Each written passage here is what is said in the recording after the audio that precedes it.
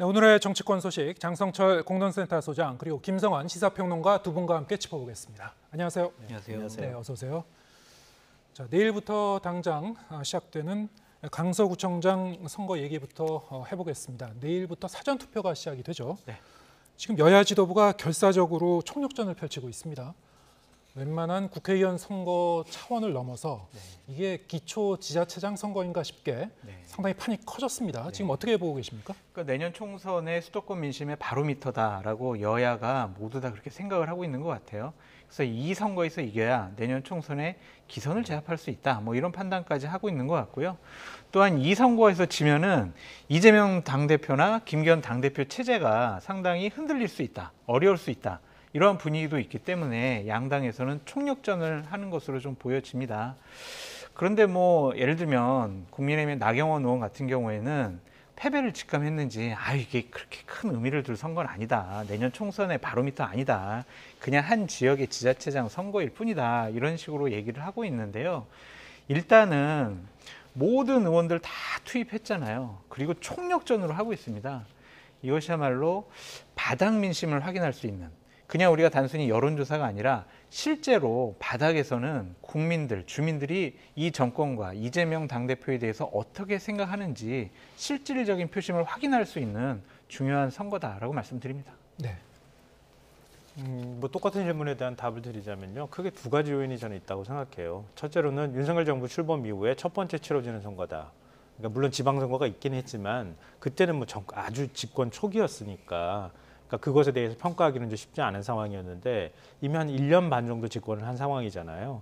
그러니까 윤석열 정부에 대한 국민들의 평가가 어떤지, 특히 수도권 민심이 어떻게 흘러가는지를 가늠해 볼 수 있는 기회다. 이런 점이 있고요. 또 하나는 굉장히 흥미로운 현상인데 집권 초반기에 대통령 지지율이 굉장히 높다 그러면은 아마 아무도 관심 안 가졌을 거예요. 제가 볼 때는. 대통령 지지율이 별로 좋지 않거든요.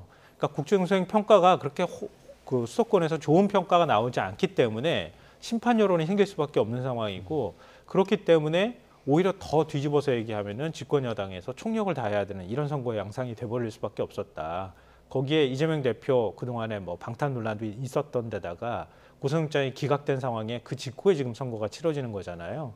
그러니까 결국은 윤석열 대 이재명의 대리 선거가 될 수밖에 없는 그런 환경적인 요인이 뭐 물론 또 총선을 바로 앞두고 있는 상황이라고 하는 점도 있겠지만, 그러니까 그런 점들이 전국 선거처럼 보여지는 그런 요인들을 만들어냈다고 생각합니다. 네.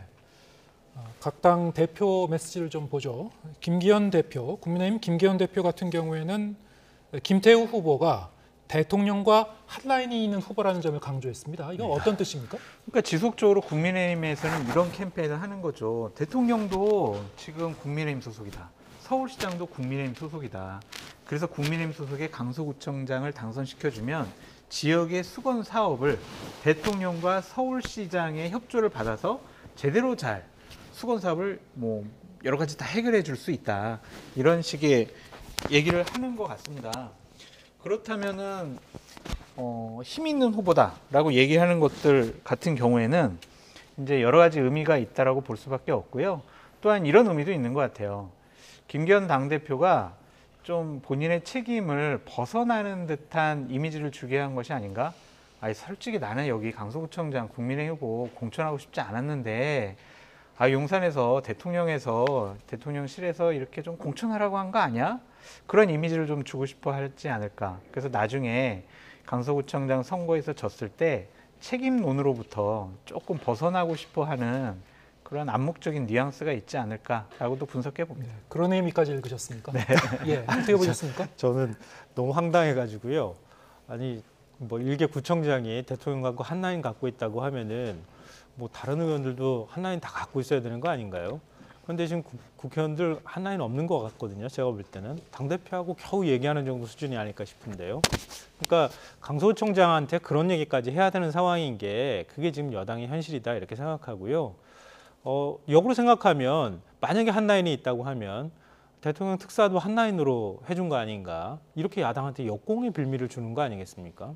그러니까 지금 장 수장이 말씀하셨던 것처럼 슬로건 보고 전 너무 황당했는데요. 빌라에서 아파트로 해요. 선거 슬로건이. 그러니까 마곡지구는 많이 개발이 됐으니까 거기는 그래도 우리 표가 좀 나올 것 같고 화곡 같은 경우에는 우리 표가 안 나올 것 같은데 개발이 잘 안 된 곳이야. 그러니까 거기에 빌라 사는 사람들한테 표를 얻기 위해서는 지역 개발 공약을 내세울 수밖에 없어라고 하는 판단에서 그렇게 할 것 같은데요. 그러니까 전국 선거가 돼버린 이런 상황에서 선거 슬로건이 빌라에서 아파트로가 뭡니까? 그러니까 전 그거 듣고도 굉장히 좀 황당했다고 생각하는데요. 그만큼 사실은 좀 다급한 상황이었다. 그러니까 대통령 심판 여론들이 상당히 많다라고 하는 걸 여권 내에서도 인식하고 있다라고 생각합니다. 제가 하나 더 그냥 비판하고 싶은 포인트가 있어요. 21세기 자유 대한민국, 민주주의가 발달한 대한민국에서 대통령과 한 라인이 있어야 지역의 수건 사업이 해결되는 나라. 대통령의 신임을 받지 못하고 대통령이 아끼지 않으면 그 지역의 발전은 이룰 수 없는 나라. 그런 나라는 좀 비참한 것 같아요. 그래서 저러한 슬로건과 저러한 이미지, 저러한 메시지는 그렇게 썩 긍정적으로 보이지는 않습니다. 네. 이재명 대표의 메시지도 보겠습니다. 현재 계속 병원에 머물고 있는 상태인데 병상에서 영상 메시지를 이제 전달을 했죠. 대선 때도 얘기하던 그런 내용인데요. 그렇죠. 3표 딱 부족하다고 생각을 해달라. 네. 예, 투표에 적극적으로 임해달라는 취지의 이제 영상 메시지를 보냈습니다. 어떻게 보셨습니까? 그러니까 이거는 여론조사상 지금 민주당 후보가 상당히 좀 앞서 나간다?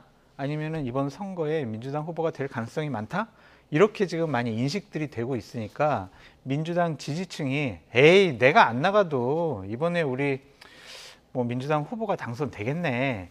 그렇게 생각을 하면 자칫 잘못하면 국민의힘 지지층들은 다 결집해서 투표장 나오면 우리가 예상하던 결과와 다른 선거 결과가 나올 수가 있으니 막판까지 긴장을 좀 놓치지 말고 그냥 끝까지 투표장에 나와서 우리 지지하는 후보, 민주당 후보를 좀 더 나와서 적극적으로 투표에 참여해달라.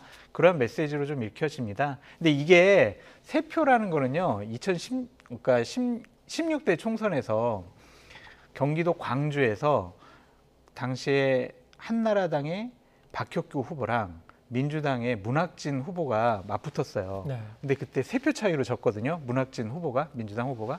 그때부터 정치권에서는 우리가 지금 3표가 부족합니다. 3표만 더 우리에게 더 투표해 주세요. 그럼 우리가 이길 수 있습니다. 이런 캠페인으로 사용하는 거예요. 그래서 그때의 기억을 이재명 당대표가 상기시키는 거 아니냐라는 생각이 듭니다. 네. 끝날 때까지 끝난 것이 아니다. 예, 끝까지 최선을 다하자 뭐 이런 취지인 것 같은데 어떻게 보셨습니까? 네, 뭐 저도 뭐 비슷하게 읽었습니다. 그러니까 대선 직전에 이재명 대표가 좀 밀리는 거 아니냐 이런 얘기들이 많이 있었잖아요. 당시 이제 여론조사도 마찬가지였고요. 그러니까 지지층을 적극적으로 투표장으로 끌어내고 또 지지층한테 절박감을 호소하는 이제 그런 메시지로 발신을 했던 건데 이번에는 그 정도까지 상황은 아닌데 왜 발신하느냐? 이재명 대표의 어떤 이미지하고 겹치는 부분이 좀 있는 것 같아요. 제가 볼 때는. 그러니까 구속영장 기각돼서 어찌 보면 또 기사회생한 측면도 있단 말이에요. 그리고 단식도 24일 동안 하고 난 다음에 그 직후에 지금 치러지는 선거이기 때문에 또 병상에서 유튜브를 하면서 지금 이 얘기를 했다고 하는 건데요. 그러니까 그런 것처럼 나를 봐서라도 또 나의 절박한 모습이나 이런 것들을 봐서라도 지지층이 긴장 놓치지 말고 적극적으로 투표장으로 나와달라 이런 메시지로 보입니다. 네. 자, 이번 이 강서구청장 선거는 투표율이 특히 중요할 것이다 이런 얘기가 나오고요.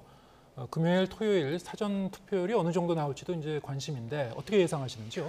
기본적으로 보궐선거 투표율은요, 대략 한 25에서 30% 정도 사이예요. 그래서 한 27%를 평균으로 잡는데 저는 이번 강서구청장 보궐선거 투표율은 그 투표율보다는 좀 높을 것 같아요. 30%가 좀 넘지 않을까, 35% 가까이 되지 않을까 싶어요. 왜냐하면은 많은 주민들과 국민들이 좀 분노에 차 있는 것 같아요. 그러니까 국민의힘을 지지하든 아니면 민주당을 지지하든 너무 분노하는 거예요. 국민의힘 후보들은 이재명 당대표 구속시켰어야 되는데 이거 구속도 안 되고 이거 뭐야 막 이런 생각을 갖고 있고, 민주당 지지하는 분들은 아니 윤석열 정권 도대체 뭐 하는 거야? 물가는 이렇게 높아지고 민생 경제는 어려워지는데 이념에만 몰두할 일이야? 이건 국정 운영을 잘못하는 것 같아. 이건 우리가 나와서 심판해야 돼. 이런 생각을 갖고 있기 때문에 양당에서도 지지층들을 대규모로 투표장에 이끌기 위해서 여러 가지 캠페인과 조직적인 동원을 강화할 거예요. 그리고 자발적으로도 많은 국민들이 분노하고 있기 때문에 그것이 결국에는 표심으로 나타날 것이고 투표율로도 나타날 것이다. 그래서 좀 예년과는 다른 좀 높은 투표율을 기록할 것이다 라고 전망해 봅니다. 네. 조직 동원 표도 나올 것이고 그럼요. 중도 무당층의 표도 나올 것이고 그렇게 예상을 해주셨는데 어느 정도 예상하십니까? 과거하고는 조금 다른 것 같아요. 제가 볼 때는 과거의 재보궐선거 같은 경우에는 보통 한 30% 투표율 때 나오기도 했는데 사전투표가 도입되고 난 다음에 사전투표율이 보통 한 20%는 나오거든요. 그럼 거기에 본투표율이 한 10몇 % 더해진다고 하는 건데 그렇게까지 재보선 투표율이 낮게 이번 보궐선거 투표율이 낮게 나올 것 같지는 않고요. 말씀하셨던 것처럼 양당이 조직 동원을 최대한 할 수 있는 그런 여건들을 갖고 있단 말이에요. 양당 지도부가 다 가 있는 상황 정도로 보인다고 하면 자기 지지층을 최대한 끌어내는 방식으로 할 가능성이 높고요. 그리고 뭐 다른 이제 선거에 조금 관심이 없는 층도 이 정도 선거 분위기가 뜨는 상황에서는 투표장으로 나올 가능성이 있다 이렇게 보이고요. 과거 재보궐선거에서 보통 한 30%대라고 하지만 예외들도 있었습니다. 4.7 재보궐선거 같은 경우에 아마 많은 분들 기억하실 거예요. 그러니까 서울 부산시장 선거 다시 치러졌었잖아요. 그때 투표율은 55%가 넘었습니다. 그리고 2014년 12구 재보궐선거 같은 경우에도 그때는 60%가 넘었거든요. 물론 그때는 뭐 경북 지역에 제한되어 있는 청송하고 예천 두 지역만 했기는 했지만 투표율이 늘 낮다 이렇게 예단하기는 좀 어렵다. 그래서 저는 개인적으로 50% 후반, 60% 가까이까지도 충분히 나올 가능성이 있다고 생각합니다. 이번에 네. 글쎄요, 이게 35% 그리고 네. 50%를 또 넘을 것이다. 두 분이 좀 다르게 예측을 해주셨는데 어쨌든 평소보다 이 선거 투표율이 높아진다고 하더라도 어느 정도 높아질 것인가도 관건이고 그렇다면 그렇게 투표율이 높아진다면 그것이 어느 당이 유리할까?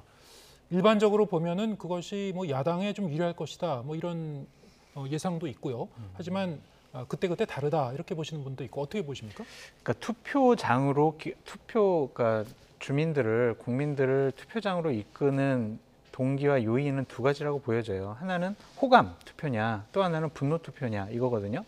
그러니까 내가 좋아하는 후보를 당선시켜야지 해서 나가는 것과 와 이건 정말 도저히 못 참겠어. 저기는 심판해야 돼. 저 사람은 너무 싫어.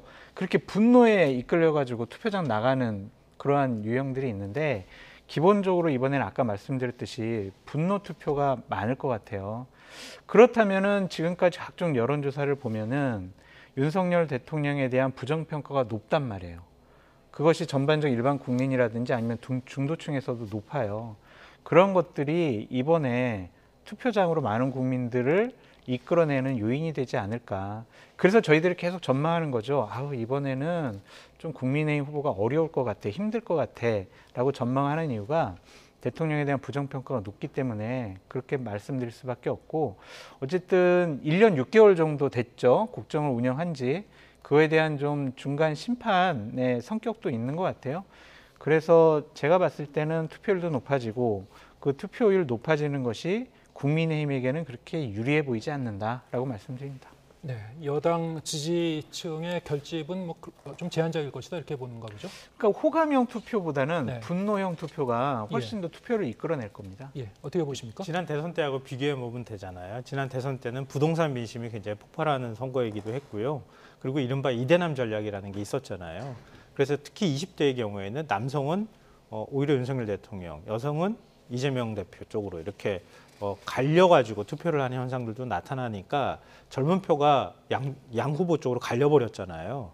근데 지금과 같은 상황은 그런 이슈로 갖고 있지도 못한 선거란 말이에요. 물론 이제 지역 개발 공약이 들어가기 때문에 이걸 어떻게 체감하느냐에 따라서 변수는 좀 있다고 생각하지만 그러니까 과거하고 비교해 보면 그러니까 아무래도 연령대가 올라가면 국민의 투표율 지지율이 좀 높게 나올 가능성이 있고 그 다음에 50대 중반에서 20대까지 쭉 내려갈 때는 그럴 때는 상대적으로 민주당한테 유리한 투표 성향이 나타날 가능성이 있다는 거죠. 그러니까 지난 대선 때처럼 젊은 층 투표율이 갈리지 않는 한 투표율이 좀 높아진다고 하면 기존의 고연령층의 투표율은 거의 상수에 가까운 투표율이 나온다고 가정하면 투표율이 높아지면 상대적으로 민주당이 좀 유리할 가능성이 높다. 저는 그렇게 생각합니다. 네.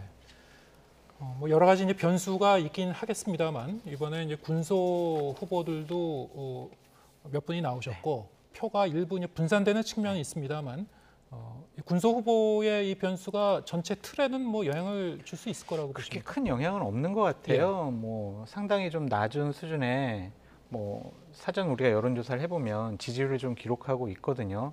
그래서 뭐 오늘 나온 속보를 보면 국민의힘 후보와 우리공화당 후보가 단일화를 했다고 하더라고요. 근데 그것이 뭐 판세에 그렇게 큰 영향을 끼칠까라는 좀 생각이 들고요. 결국에는 그 지역에 어제까지만 해도 7분의 후보가 나왔는데 오늘 한 분이 사퇴해가지고 6분의 후보란 말이에요. 예. 그것이 큰 대세에 영향을 끼칠까라는 좀 생각이 들고요. 이번에는 어쨌든 양당 대결로 보면 될 것 같아요. 예. 국민의힘 후보와 민주당 후보의 양당 대결을 통해서 국민들이 본인들의 표심과 민심을 좀 밝히고 싶어 할 것 같다. 예. 그래서 예상 사전의 여론조사보다는 실질적으로 군소 후보들이 얻을 득표율은 좀 더 낮아지지 않을까 그렇게 예. 생각해 봅니다. 예. 뭐 우리가 예상치 못한 변수가 있을까요? 아니면 이대로 가는 그렇지는 걸까요? 않을 것 같습니다. 그러니까 예를 들면 후보 간에 거의 박빙승부를 하는 상황이라고 하면 그러면 그 중간에서 다른 이제 상대적으로 소수 정당들이 어느 정도 이제 득표를 얻느냐에 따라서 당락이 갈리는 경우가 생길 수 있지만 이번에는 그렇지도 않을 것 같고요. 그리고 상대적으로 뭐 자유주의적인 사고를 갖든 친환경적인 사고를 갖든 간에 지금 야권이라고 분류될 수 있는 그런 그러니까 그런 유권자들도 그렇게 많이 분산될 것 같아 보이지는 않아요. 네. 그러니까 다른 뭐 예를 들면 뭐 정의당 투표율이 예전처럼 한 6에서 10%까지 나오면 모르겠는데 지금 또 정의당이 그 정도 존재감이 있는 것도 아니거든요. 그러니까 나머지 후보들의 투표율이 당락에 크게 영향을 미칠 정도는 아니다 이렇게 생각합니다. 네. 다음 주 목요일에 두 분을 다시 만났을 때 우리가 어떤 얘기를 하고 있을지 뚜껑을 열어봐야 알겠습니다만 그러면은 어느 쪽이든 지는 쪽은 상당히 정치적 타격을 보게 될 것이다. 네. 그렇게 얘기를 했었는데요. 네. 정말 그렇다고 보십니까? 그러니까 지도 체제가 흔들릴 가능성이 높아요. 예. 만약에 현재 대통령에 대한 부정 평가가 높고 이재명 당대표의 검찰 리스크가 사라졌는데도 예. 민주당 후보가 졌다. 그러면은 민주당 후보들 사이에서는 아니 도대체 이재명 당대표 얼굴로 내년 총선 어떻게 치르냐. 수도권 민심이 이재명 당대표에 호락호락하지 않아. 이재명 당대표 그만둬. 당신 그만둬. 빨리 비대위로 가자. 이런 식의 요구사항이 나올 수 있을 것 같고요. 국민의힘 같은 경우에는 좀 패배 의식에 젖어 있는 것 같아요. 그럼에도 불구하고 5% 정도 차이로만 지면은 야 우리가 선전했다. 대통령 부정평가율 높은데 5% 정도는 우리가 선전하는 거니까 김기현 당대표 체제 이대로 좀 치러도 되겠다. 이럴 수도 있고 뭔 소리야 지금 김기현 당대표로 지금 수도권 민심 우리가 보듬을 수 없으니까 이거 지도체제 바꿔야 돼. 이런 식의 반응이 용산으로부터 나올 가능성이 있죠. 그러니까 그렇게도 볼 수가 있고 이재명 당대표 당신 말이야 이번 수도권에서 선거 졌지만 공천에서 그리고 향후 국정을 운영하는 데 있어서 우리 말 잘 들으면은 당신 당대표 체제는 그대로 유지시켜 줄게. 그러니까 우리 말 잘 들어. 이런 식으로 협박용으로도 사용할 수가 있을 것 같아요. 그래서 저는 만약 민주당이 지면 이재명 당대표 체제는 상당히 흔들릴 가능성이 있지만 국민의힘 같은 경우에는 지더라도 김기현 당대표 체제를 바꿀 만한 그런 특별한 뭐 동기는 없어 보여요. 대안이 없어서 그렇습니까? 대안도 없는 것도 그렇고 유의미한 김기현 당대표 체제라고 생각을 하지 않는 것 같아요. 김기현 당대표가 민심을 끌어안거나 국정 운영을 뒷받침하거나 아니면 어떤 주도권을 갖고 야당과의 협상에서 뭐 여러 가지를 이끌어갈 수 있다? 그렇게 생각하지 않는 것 같아요. 그냥 용산과 호흡을 잘 맞추는, 용산에 대들지 않는, 용산의 방침에 대해서 다른 이견을 제시하지 않는 그런 말 잘 듣는 당대표다라는 인식이 강하기 때문에 그런 사람을 또 어디서 구하겠어요. 그러니까 총선을 앞두고 그냥 갈등과 분란이 없는 여당 지도 체제를 구축하고 싶어 할 거기 때문에 그렇게 썩 흔들릴 것 같지는 않습니다. 네. 근데 결론적으로 보면은 설사 민주당, 국민의힘 나눠서 보면요, 만에 하나 민주당이 진다고 하더라도 이재명 대표 체제가 흔들린다고는 하지만은 그것이 뭐 이게 거취 논란으로 다시 이어질 가능성은 적어 보이고요. 그렇죠. 지금 상황에서 국민의힘이 큰 폭으로 진다면은 그렇다면 이제 뭐 비대위 출범이나 이런 쪽으로 이어질 것인가? 그것도 아니라고 하시거든요. 그러면 어떤 영향이 있는 겁니까? 이번 선거가? 정치적 상징성을 정치적 갖고 있는 파장이요? 거죠. 예, 정치적 상징성이 있는 거죠. 네. 그러니까 수도권의 여론이 이 정도다라고 하는 걸 만약에 이번 선거에서 확인한다. 그러니까 국민의힘이 진짜 뭐 10% 이상의 격차로 져버렸다. 이렇게 하면은 지금과 같은 방식으로는 안 돼라고 하는 얘기가 나올 수밖에 없는 거죠. 그러니까 지금과 같이 지난번에 이제 전당대회 때 김기현 대표 당선되고 난 다음에 사실은 윤석열 대통령이 윤심이 작동한 선거였잖아요. 나머지 후보들을 다 쳐내버렸으니까.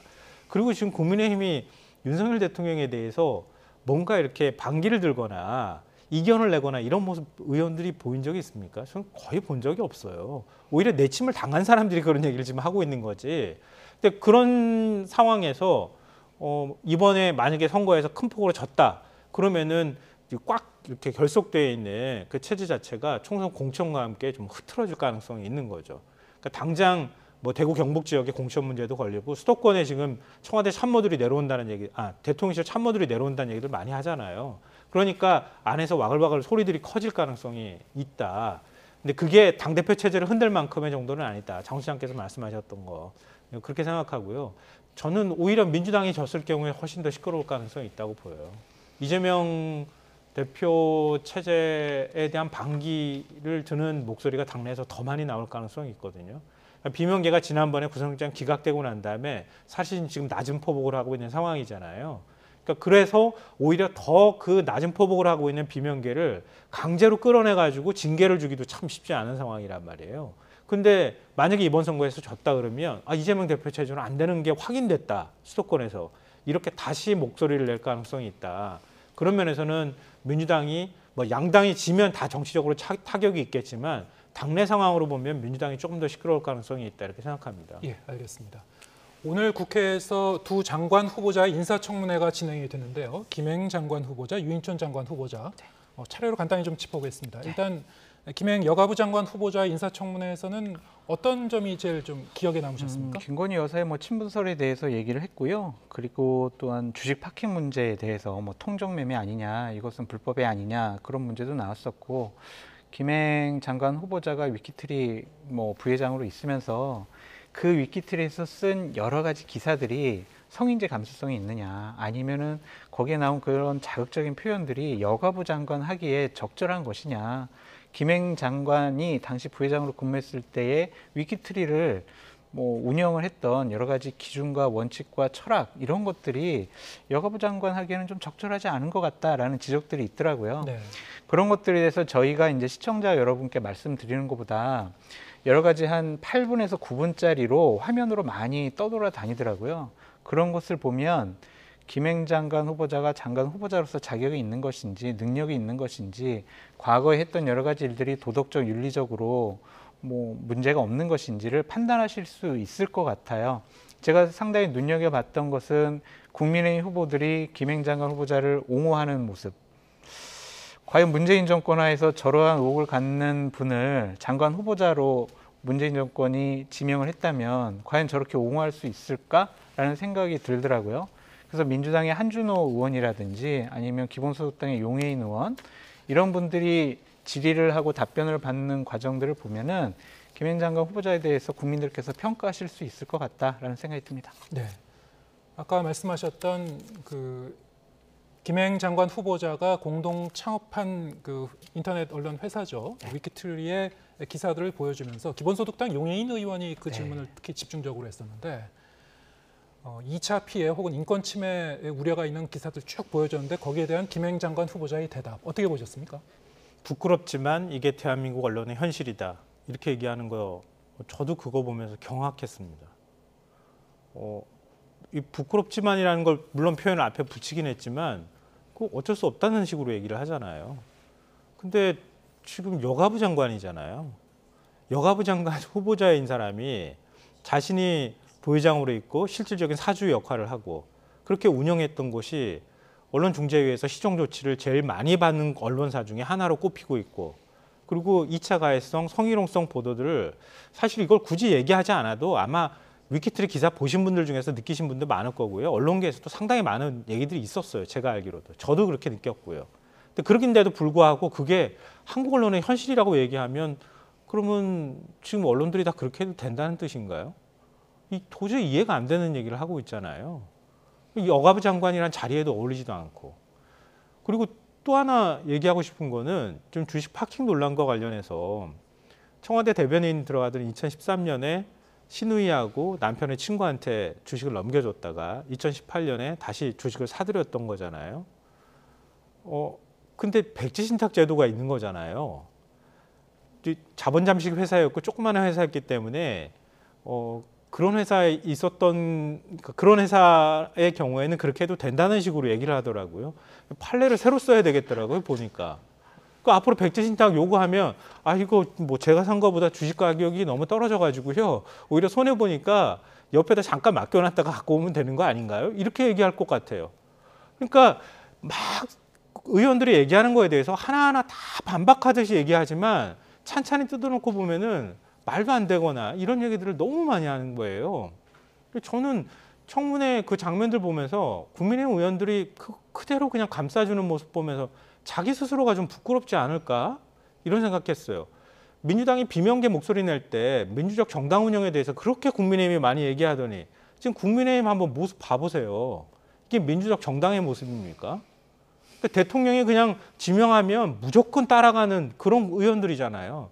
이 제대로 된 의원들이 이 정도 후보자는 진짜 안 됩니다라는 목소리 제대로 내는 걸 제가 본 적이 없어요.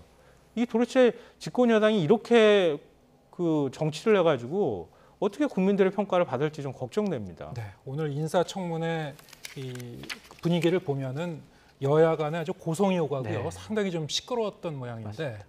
자, 또 다른 인사청문회 유인촌 장관 후보자에 대한 인사청문회 마지막으로 간단히 짚어보고 마무리하겠습니다.